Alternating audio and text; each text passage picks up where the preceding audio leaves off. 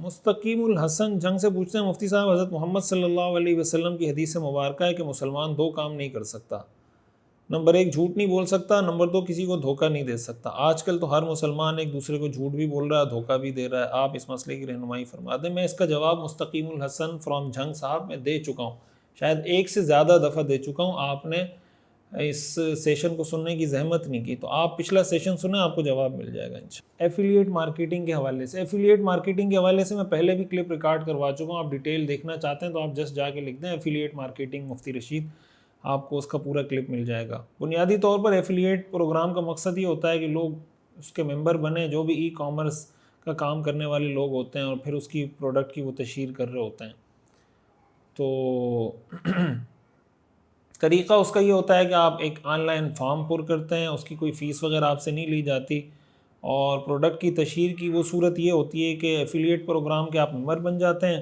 آپ web site پر جو چیزیں موجود ہیں بیچنے کے لیے, ان میں کسی بھی چیز کا آپ ایک لنک جنریٹ کرتے ہیں, اور پھر وہ لنک جنریٹ کر کے آپ اپنے جو دوست احباب ہیں فیس بک پر, واٹس ایپ وغیرہ جہاں بھی آپ بھیجنا چاہتے ہیں وہ آپ بھیج دیتے ہیں. اور پھر اس لنک کے ذریعے جو لوگ اس ویب سائٹ پر جا کر وہ چیز خریدیں گے جو لنک آپ نے جنریٹ کیا تھا, تو چیز خریدیں گے یا کوئی چیز نہیں خریدیں, ویب سائٹ پہ جا کے کلک کریں تو اس لنک سے جو آدمی جائے گا تو اس چیز کی قیمت کا ایک مخصوص فیصدی حصہ اس مارکیٹنگ کرنے والے کو دیا جاتا ہے. بنیادی طور پر اس کو ایفیلیٹ مارکیٹنگ کہا جاتا ہے. تو ایفیلیٹ مارکیٹنگ کا یہ طریقہ جائز ہے, اور جو ایفیلیٹ مارکیٹنگ کرنے والا ہوتا ہے, جو اس طرح کا لنک جنریٹ کر کے آگے لوگوں کو دے رہا ہوتا ہے, آپ یہ سمجھیں وہ ایک اجیر کی حیثیت رکھتا ہے, ایک ملازم اور مزدور کی حیثیت رکھتا ہے, اور جو کمیشن اس کو ملتا ہے وہ ٹھیک ہے. بس اس میں یہ ضروری ہے کہ جتنا کمیشن ملنا ہے وہ پہلے سے طے ہو, اس میں کسی قسم کی جہالت نہ ہو.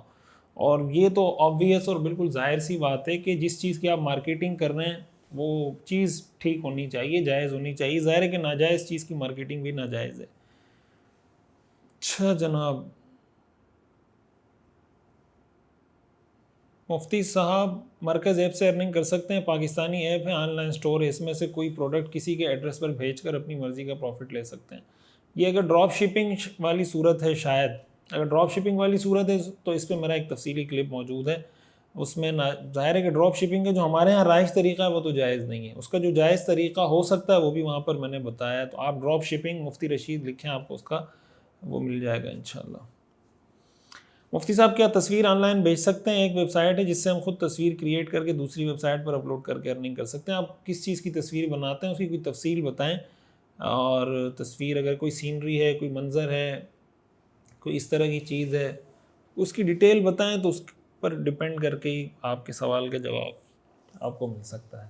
کوئی سینری وغیرہ ہے, کوئی منظر ہے, کوئی اس طرح کی چیزیں, اس کے بنانے میں تو کوئی حرج نہیں. جاندار کی تصویر بنا رہے ہیں تو وہ کس ٹائپ کی بنا رہے ہیں, آپ 3D بنا رہے ہیں, اینیمیشن کر رہے ہیں, کیا کر رہے ہیں, وہ تفصیل بتا دیں.